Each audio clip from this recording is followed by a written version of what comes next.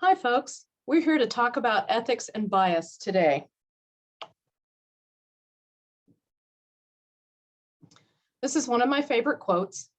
Knowing that one may be subject to bias is one thing. Being able to correct it is another. So kind of the overview of what we're going to talk about today. I'm going to start with picturing a scientist. Then we'll talk about bias in science. Then we'll talk about how bias and ethics are related. We'll talk about a few examples, and then I'll give you some current licensing info from the Texas Board of Professional Geoscientists. So as far as an image of a scientist, when you close your eyes, what do you see when you try to picture a scientist? Do you see Doc Brown? Do you see Professor Proton? Do you see some random guy with test tubes and beakers? Perhaps you see Bill Nye or Neil deGrasse Tyson. Maybe Einstein. Perhaps you see women. Maybe you see Amy Farrah Fowler or Bernadette Rostenkowski-Wolowitz.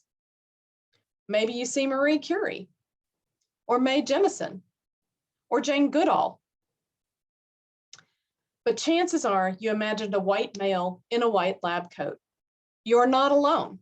More than 35,000 elementary through high school students participated in Draw a Scientist tests, or DAST, and the results are overwhelming.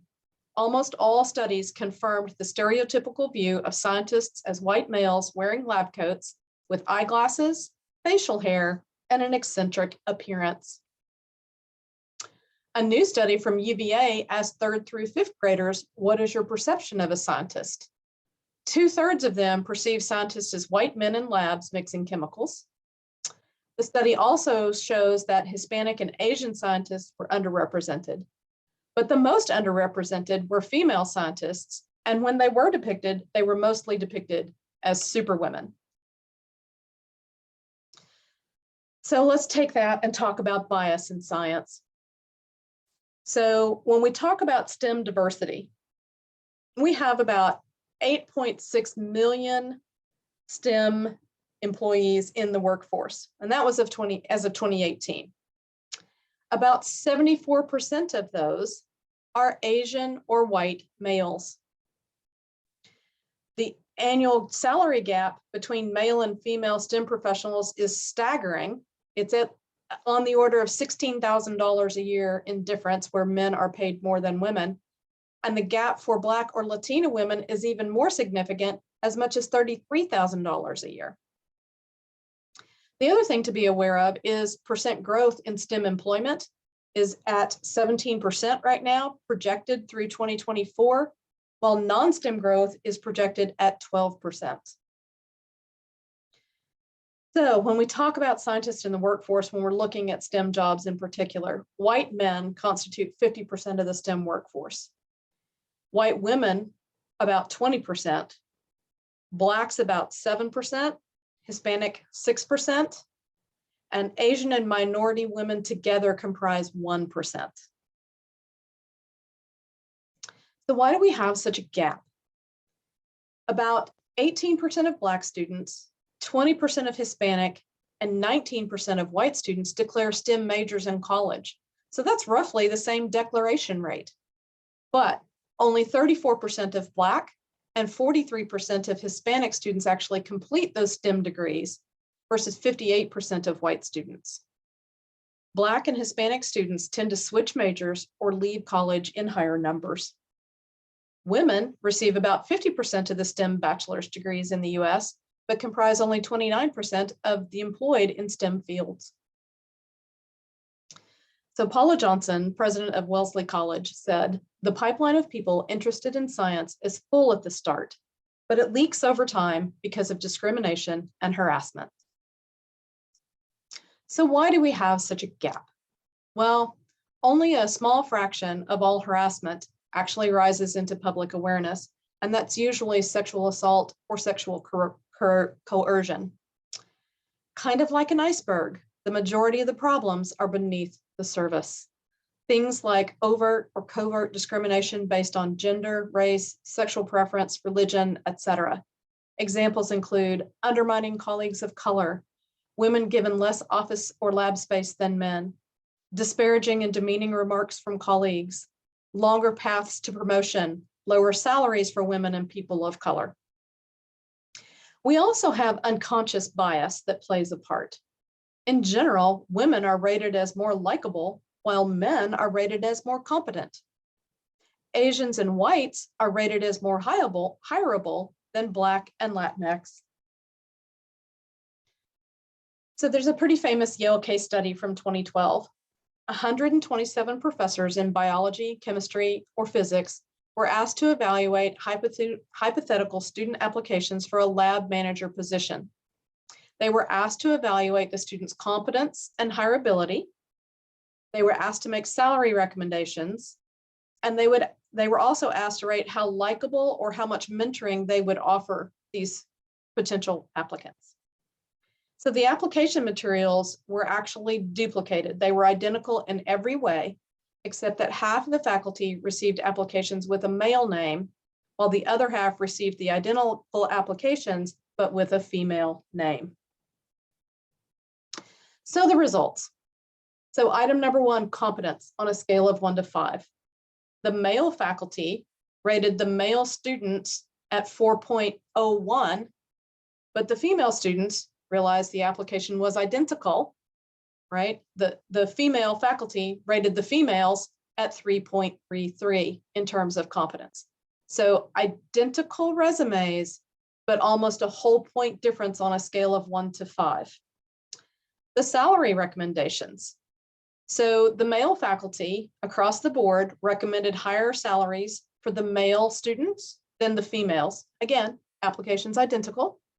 So the females were recommending 11% less salary than for the males. The female faculty did the same thing. They recommended the males have 15% more salary than the females on identical applications. For likability, both the male and female faculty liked females better, but ranked the males as higher in professional matters. So the sad takeaway from that study is that discrimination is perpetrated by both men and women scientists against other scientists. While we would all like to believe that we don't propagate this problem, numerous studies have shown that we do, albeit largely unconsciously. We, as ethical scientists, have more work to do to be fully inclusive and conscious of our own biases. So I like to say, what can you do? First, you need to work to understand that these biases can create a cumulative disadvantage. So multiple inequalities that can often combine and impact the victim, and those can in turn affect the quality of their work.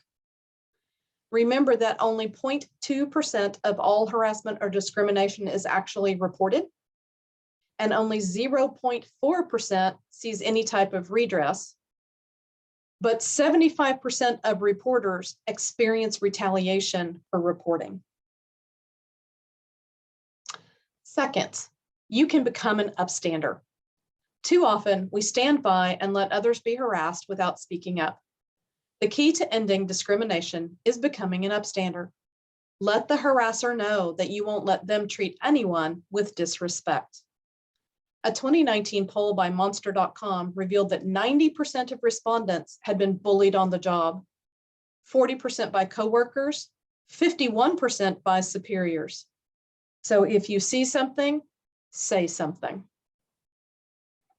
And third, you can take your diversity, equity, inclusion, and harassment training seriously.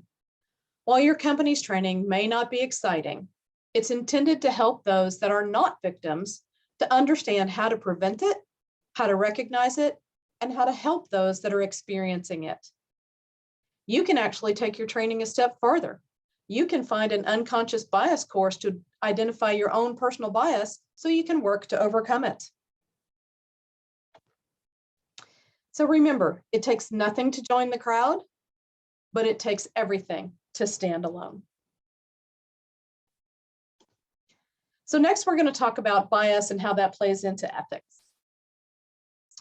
So another fun quote, bias is a funny beast and none of us are without it.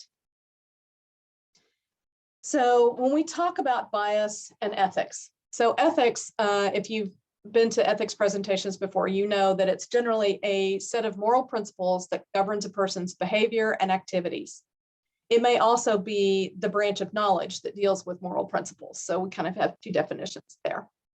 But bias is generally a prejudice in favor of or against a thing, a person, or a group as compared to another, and usually in a way that's considered to be unfair.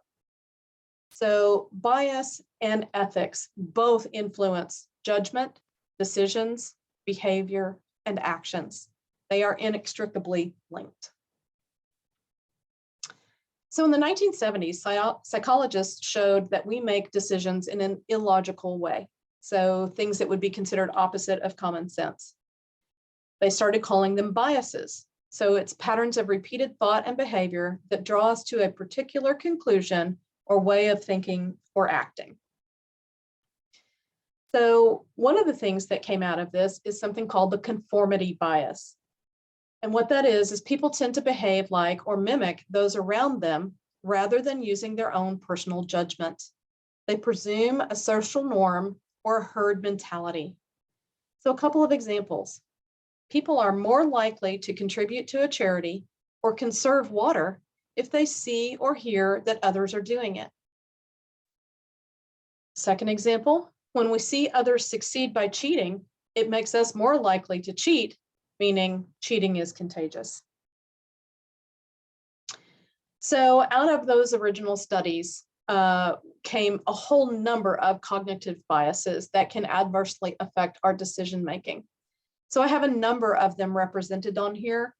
We're not going to talk about all of those today, but I thought I would highlight a few for you that are particularly relevant. So if we talk about anchor bias, that means you're overly reliant on the first piece of information you found on a topic. So you're anchored in that piece of information. Bandwagon bias is adopting a belief because the number of people surrounding you have it. Blind spot bias, failure to recognize your own biases. Confirmation bias, listening to information that confirms our preconceptions. Availability bias, overestimating the importance of available information. Ostrich bias, decision to ignore dangerous or negative information. And then the overconfidence bias, being too confident in our abilities causes us to take greater risks. So when we talk about decision-making and bias, most of us use heuristics or mental shortcuts that ease the cognitive load of decision-making. It's called thinking without thinking. These are mental processes that work rapidly and automatically from relatively little information.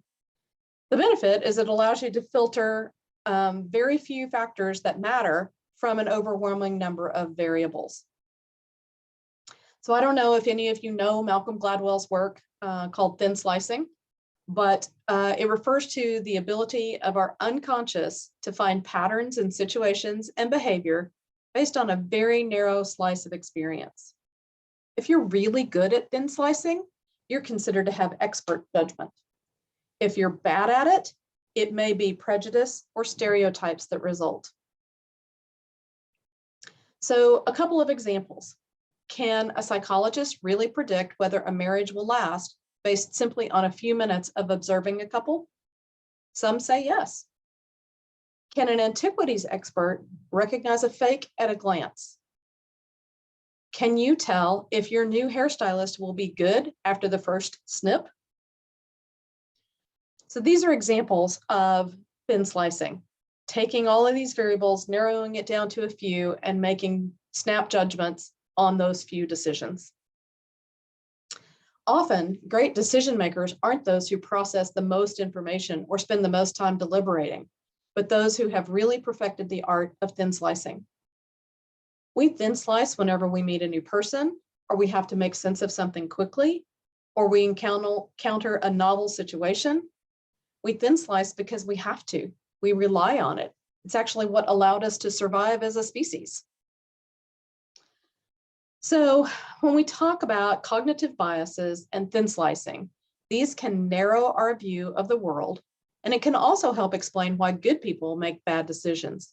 In other words, people who might place career advancement or financial gain in front of what would be an ethical decision in a situation. In a professional environment, relying on thin slice shortcuts may alter our decision-making, potentially creating greater risks for us. So I like to also distinguish between ethics and professional ethics. So having ethics is not a legal requirement. Generally, we have them. They're based on knowing the difference between right and wrong. They may be grounded in religion or societal customs, sort of that moral right and wrong, and they generally benefit the greater good. Most of us, though, are required to have professional ethics. So these are not solely your personal ethics. Professional ethics require us to analyze all values and perspectives of the people involved. They also require your ethics to be congruent with your industry.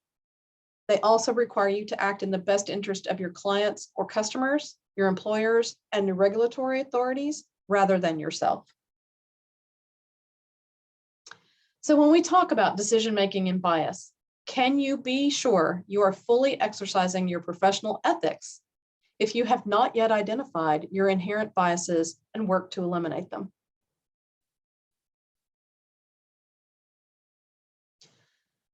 So, learning more about bias helps us recognize when we are being led away from the most ethical course of action. Recognizing types of bias helps us to make rational and ethical decisions, leading to greater organizational productivity, collaboration, and long-term success. Let's talk about a few examples. So I'm going to start with Flint, Michigan. I think most everybody is aware of the water crisis that happened in Flint. So we'll walk you through a little bit of what happened there. In an effort to save money, the city of Flint decided to stop purchasing treated water from Detroit and to start treating their own raw water again at an old mothballed water treatment plant. And they did that in 2013. They pulled raw water from the Flint River starting in April of 2014, but they also started building a pipeline to Lake Huron. Within just a few weeks, Flint's water began to have a foul odor, odd taste, orange color, and many residents developed skin rashes. Flint denied any issues, but eventually issued a boil water advisory. Testing revealed high levels of trihalomethanes, THMs, that are a disinfection byproduct, and lead in water as high as 13,000 parts per billion. The average concentration was 2,000 parts per billion, but the action level is 15 parts per billion. So how did it all happen? Well, the restarted water treatment plant had failed to comply with the lead and copper rule from 1991 that requires water utilities to monitor and control corrosion, pH control, to prevent leaching of lead and copper from pipes. They also failed to add phosphate to maintain the intentional scale that was inside the pipes. So you can see the photo on the bottom left is intentional scale buildup inside a water pipe, and that prevents the water from coming in contact with the lead in the pipe or the solder. So that intentional scale is a good thing, but you have to add phosphate to the water to maintain it. If you look at the photo on the right, these are Flint's pipes where all the scale had dissolved because they weren't maintaining the pH, and therefore the scale dissolved and the water then came in contact with the lead pipe. So about 100,000 residents were exposed, and somewhere between 6,000 and 12,000 of those were children. 4 officials resigned and 1 was fired. Former Governor Rick Snyder and 8 other officials were charged with 34 felony counts and 7 misdemeanors in January of 21. 2 officials were charged with involuntary manslaughter. 15 criminal cases were filed against local and state officials, but only 1 minor conviction occurred, and all other charges have been plea bargained. The victims were awarded $600 million, with about 80% of that going to the families of the children affected by the crisis. So if we look at the bias and ethics involved, we probably will look at anchor bias. they were overly reliant on the first piece of information they found, which was they could start this plant back up and they could treat the water and they could do it cheaper than buying water from Detroit. Maybe the placebo bias came into being as well, simply believing something was going to work. Pro-innovation, overvaluing the usefulness of something because you're a proponent. They wanted to do this, they thought it would be great, didn't work. Blind spot, this is a big one. Failure to recognize your own biases.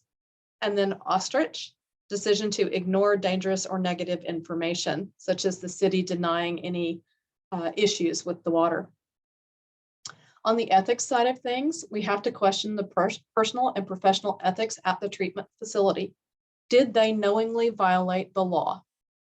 And then we have to question the personal and professional ethics of the city administrators. They denied the problem. They ignored the problem. They allowed citizens to consume toxic water. So you'll see this slide in all of our examples where we talk about bias and ethics and that interrelation. The next example I want to talk about is sea level rise. So global mean sea level rise of about 8 to 9 inches since 1880 has occurred, mostly from meltwater from glaciers and then thermal expansion of the seawater as it warms. Glacial melt and heat expansion have contributed equally to this sea level rise between the 1970s and about 2010. But starting in around 2010, the melting has accelerated and now contributes twice as much as thermal expansion.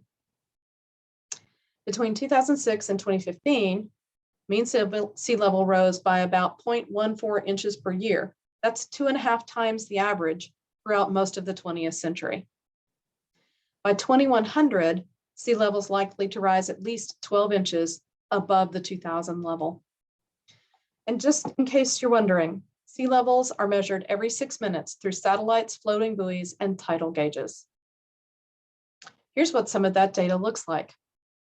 So you can see that we pulled this from NOAA's climate.gov. The light blue is the seasonal 3-month sea level estimates from Church and White. And then the dark blue is based on the University of Hawaii fast delivery sea level data.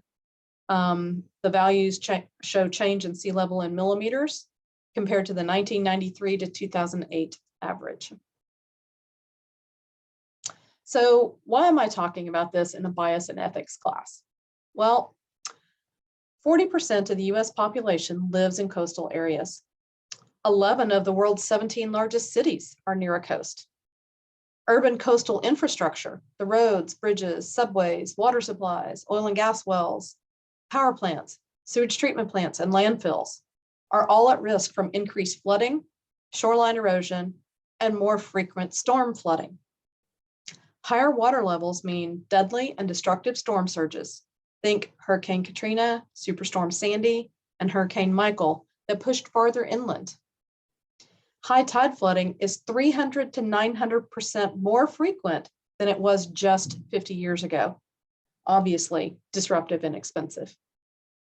As an example, Hurricane Sandy in 2012 caused $70 billion in damage to New Jersey coastal communities, but housing developments in the state's high-risk zones have far outpaced new home construction in safer areas. So if you look at a map of the states that are at risk for flooding, the East Coast is generally at a higher risk than the West Coast. About 14.6% of all homes in Florida and 9.2% of homes in New Jersey are located in high flood zones. Developers are not avoiding low-lying areas, despite the increased risk of flooding, damage, and loss. New Jersey, Maine, New Hampshire, Connecticut, Rhode Island, Delaware, South Carolina, Mississippi, and Hawaii all have disproportionately high development rates in high-risk zones. So if we look at the top 25 cities at risk by 2050, we see that 20 of the 25 cities are in Florida. Florida's in trouble. Then New York, South Carolina, Massachusetts, and Virginia all have cities at risk, totaling about $10.7 billion. So New York City is spending $3.7 billion in coastal protection plans for the next 10 years. Florida is spending $4 billion for protecting sewage systems, raising roads and stormwater improvements, as well as building seawalls. South Carolina is spending $2 billion in beach renourishment, seawalls, drainage improvements, and raising roads. Massachusetts is spending $1 billion in restoration, flood prevention, and preserving coastal wetlands. Boston alone is spending $1.2 billion for protecting 47 miles of harbor. And Virginia is spending $4 billion for stormwater and sewage system protection projects.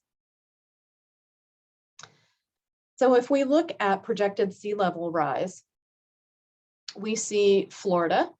So the current coast is outlined, and then the light blue and lime green indicate the proposed sea level rise of about a foot. So you'll see what happens to the shoreline with that foot of sea level rise. The same is true for the image on the right of New York City. You can see the light blue and the lime green that are indicative of those areas that will be inundated with this 1 foot sea level rise.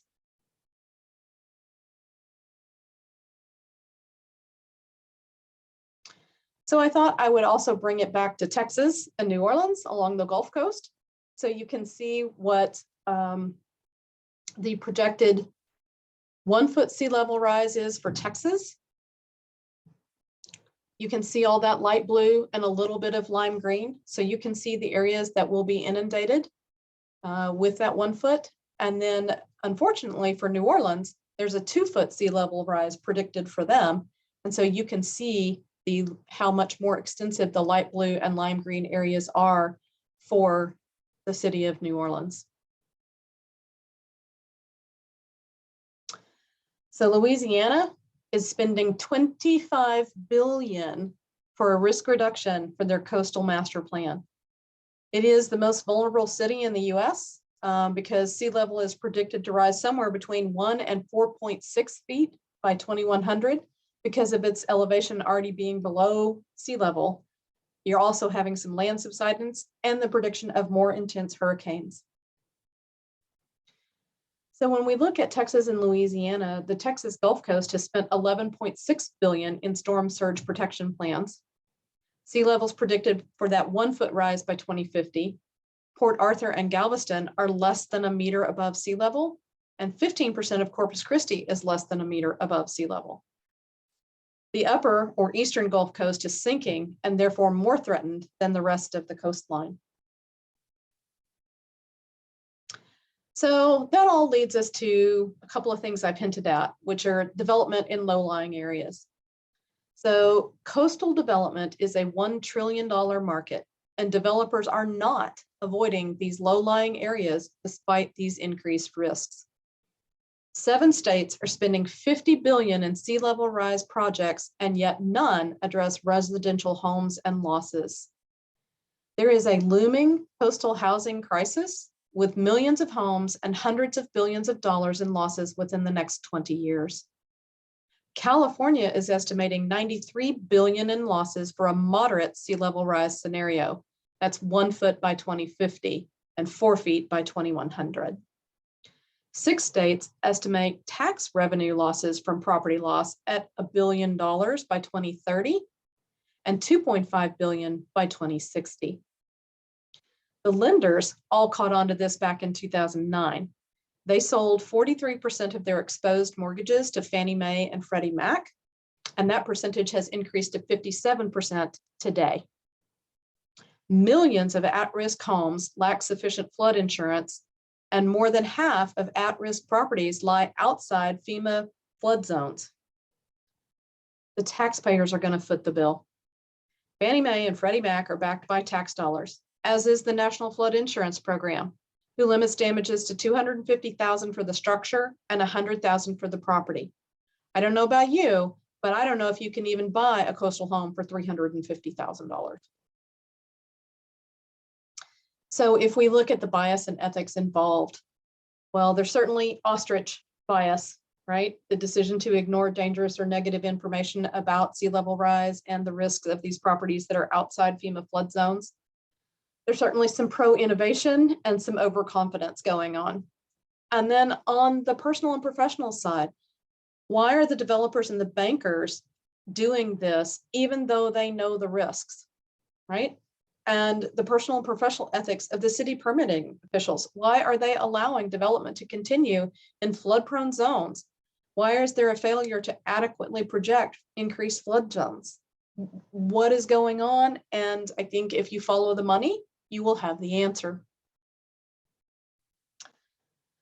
Third example is Volkswagen. I think most people know that Volkswagen was caught up in a scandal. They admitted to intentionally programming their diesel engines to activate emission controls only during laboratory emissions testing, allowing the vehicle's NOx output to meet the US standards during regulatory testing. This defeat device technology was deployed in 11 million cars worldwide, including about 500,000 in the US in 2009 and 2015. The models were the Audi A3, Jetta, Beetle, Golf, and Passat. The engines emitted NOx pollutants up to 40 times above what is allowed in the US. NOx contributes to smog, acid rain, and reacts with VOCs to increase ground level ozone. So Volkswagen was fined by EPA $14.7 billion for these Clean Air Act violations. They also offered consumers a buyback or lease termination, and they provided additional compensation at a cost of up to $10 billion. In addition, VW will spend $4.7 billion to mitigate the pollution from these cars and invest in green vehicle technology. They settled with EPA for $1.5 billion in 2017. They were issued $2.8 billion in criminal penalties, $1.5 billion in civil penalties for the EPA. One engineer was sentenced to 40 months or 3.3 years in prison. And at the time all of this happened, Volkswagen was worth more than $75 billion. So my question, was $4.3 billion sufficient to deter this? And why are no executives in prison? So if we look at the bias and ethics involved, placebo, they simply believed something would work, and it did for a while. Ostrich, right? The decision to ignore the fact that their emissions were higher than the US standards. There was certainly a bandwagon. Numerous people had to be complicit in this to make it work. And then pro-innovation, being able to develop and install a defeat device that would work. And so if you look at the ethics side of things, we have to question the personal and professional ethics of the engineers that knowingly designed these defeat devices. And then the personal and professional ethics of the company officials that pushed that same device to 11 million cars. Let's bring it a little closer to home for geoscience. So let's talk about practicing outside your field. If you're licensed in the geology discipline, would you be comfortable practicing geophysics or soil science? I think your answer depends on the kind of training and experience you have had in the other two disciplines, right? So Texas licensure allows this, but only when you have the sufficient qualifications. So the TBPG rules say that to practice, you have to be qualified by education or experience in the specific technical areas involved, and that you should act with reasonable care and competence. You should apply technical knowledge and skill, which is ordinarily applied by reasonably prudent PGs. So it also says you should not affix or your signature or seal to any document for which you're not qualified by education and or experience. And gross incompetence includes work that is evidenced as an inability or lack of skill or knowledge necessary to discharge the duty and responsibility. So most licensed professions, geoscience, engineering, nursing, physicians, etc., require that you have the education and experience to be competent in the work you perform and for which you take responsible charge. So, can you do the work competently? If not, can you gain the competence to do it? And how much experience does it take? So a couple of silly examples. Do you want a podiatrist removing a lung tumor? I don't think so. Do you want a structural engineer designing electrical loads for a commercial building? Again, the answer is no. Geoscience is no different. The PG must be competent through education and/or experience to practice in a different discipline than their license. So the question we get is how much experience? Well, it seems prudent to follow the guidelines for waivers of discipline-specific professional practice exams, since that's what we've set forth. So to obtain a waiver for the professional practice exam for geology, you have to meet either generalized or specialized practice experience. For generalized, that means you've got 20 years of geosciences work plus 10 years of supervisory experience and coursework in 6 of the 8 ASBOG task domains. Or if you want to meet the specialized practice, it's 20 years or more of specialized work in only 1 or 2 of the task domains. So if we look at why geoscientists would choose to practice outside their discipline, I think there's anchor bias involved. You're overly reliant on having a license and going, yeah, I can handle this, I can do it. Ostrich is involved. You're going to ignore the fact that perhaps you don't have all the qualifications you need. Perhaps you're being selective, allowing expectations to affect how we perceive people or decisions. Or maybe you're just overconfident in your abilities. If we look at the personal and professional ethics involved, we look at taking responsible charge of work for which you're not competent to do. If we look at the personal and professional ethics of a firm, allowing a PG to take responsible charge of work for which they are not qualified is a violation of the firm's registration. Next example, let's talk about plagiarism in PGs. So scientists often build on the work done by others, but we have to give credit where credit is due. If we don't provide the citation or the reference, it is plagiarism, and that can ruin a professional reputation. Plagiarism happens when you present someone else's designs, words, code, ideas, visuals, or work products as your own. Misrepresentation and exploitation can take plagiarism a step farther and often result in lawsuits. So what happens when a PG's maps, boring logs, reports, etc., are put into someone else's report? Was the work product properly cited and referenced? Was it modified? Did anyone take responsible charge for the modifications? Did the author include it simply for convenience, or did they rely on it for their own conclusions and recommendations? Many, if not most, Americans think that anything they find on the internet or in the public domains, such as public records, do not require citing or referencing when included in reports. Academics tend to have a stricter policy on public information than perhaps some industries, but the bottom line is this: if it's not your original idea or work, you must cite the source. Further, if you intend to rely on that information, you must get that permission from the author. So TBPG has been seeing an uptick in this kind of issue. In some instances, we've had draft work that was not sealed. Remember that drafts are not required to be sealed, but the drafts were taken and used by a new author who did not sign and seal the work. Some have involved sealed work that was included without any citation or reference by a new PG. And some involve sealed work that was not only included, but modified by a new PG who did not sign and seal the modifications. In fact, some PGs have left the original signature and seal on the modified work, implying that the modifications were sealed by the original PG. It's challenging to ensure that your work products, when they become public records, are handled appropriately if included in future work by others. TBPG's Code of Conduct under dishonest practice clearly states a PG, GIT, or firm shall not defraud, deceive, or create a misleading impression. This includes advertising statements or exaggerated claims. I know if my signed and sealed work was modified by others, but submitted with only my seal, I would argue that it falls under dishonest practice, since it creates the misleading impression that I reviewed and took responsible charge of the modifications to my work. Additionally, responsibility of the regulation of geoscience profession and public protection.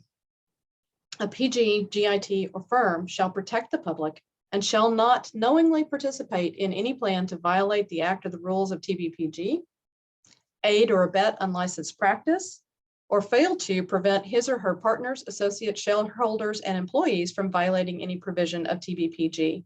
So in this instance, not only could the new PG be held responsible, but their firm could be held responsible as well. I would argue that the new PG had a duty to not create the misleading impression, and they failed to prevent his or her partners, associates, shareholders, or employees from violating these provisions. So again, if we look at bias and ethics in this bandwagon, all right, everybody does this, so it's okay. Ostrich, we're going to ignore it and hope we get away with it. Selective bias, and then salience, focusing on the most easily recognizable characteristics of a person or a concept. On the ethics side of things, the personal and professional ethics, failure to properly cite and reference sources, failure to take responsible charge of modifications to others' work, creating a misleading impression, and then the personal and professional ethics of the firm, allowing a PG to not take responsible charge of modifications, and failure to prevent a PG from violating the TBPG rules. So lastly, I'm going to wrap up with some current licensing information for you. So why do we require a license? Well, most professions have shown that simply getting a degree doesn't give you the professional skills and training required for the job. The translation: most college grads are not competent to perform the job they get without additional training and oversight. Licensure requires specific additional training and/or job experience before you're deemed competent. 32 states and Puerto Rico license geologists and geoscientists. And ASBOG has shown that licensure protects the public and the environment. Roughly 50% of the candidates who apply for a license lack the knowledge and/or experience to practice geology at a minimum competency level. Licensure prevents these applicants from practicing until they obtain the necessary skills. Therefore, the public is protected through the licensure of geoscientists. Texas licenses 3 disciplines. We license soil science, requires 15 credit hours in soils, the Council of Soil Science Examiners fundamentals and professional practice exams, and 5 years of experience. Second is geoscience, with 30 credit hours of geoscience, ASBOG exam, the fundamentals and professional practice, and 5 years of experience. And then geophysics, which is 30 credit hours of geoscience, the Texas Geophysics, fundamentals and professional practice exams, and 5 years of experience. So Texas requires a license when you're practicing or offering to practice geoscience for the public. That means for any governmental entity, or to comply with a rule established by the state or political subdivision, or for the public or a firm in this state if the practitioner assumes the ultimate liability for the work product. Additionally, no one may represent themselves as a professional geologist unless licensed by the state in which they practice. Further, you cannot practice in another state until you're licensed there. So I created this poster about how to get licensed. If you would like it, let me know, and I'd be happy to get you a copy of it. It's actually a fairly succinct summary of all the things that are covered and how you go about getting your license. So our current licensing data, right now we have 3,344 licensed Texas PGs. 3,000 of those are in geology, 249 in geophysics, and 95 in soil science. We have 201 GITs, and we have 328 registered firms. If you look at the soil science exam pass rates from 2012 to 2019, for the fundamentals, it's 54%, and for the professional practice, it's only 36%. So again, these represent minimum competencies. The PG exam pass rates for this past March, the fundamentals was 65% in Texas, and the national was about the same. And for the professional practice, it was 72%, while the national passing rate was 73%. So our licensing numbers in Texas for the past 4 years have been declining. We are trending downward, although the GITs shown at the bottom in green are trending slightly upward. So we are very concerned about licensing numbers declining. But when you look at the 3,344 licenses, 922 of those are over 65 years of age. 2,156 are over 55 years of age. All of that means that there's less than 1,200 licensed geoscientists in Texas that are under age 55. With that, I'm going to conclude and tell you that I've enjoyed giving this presentation on ethics and bias, and I would encourage you to get out there and encourage all of our young people to pursue licensure in geoscience. As you can see from our numbers, there's about to be a big employment gap, and there are some very lucrative careers in the geosciences. So get out there, do your part, encourage those young people to pursue that license. Thank you.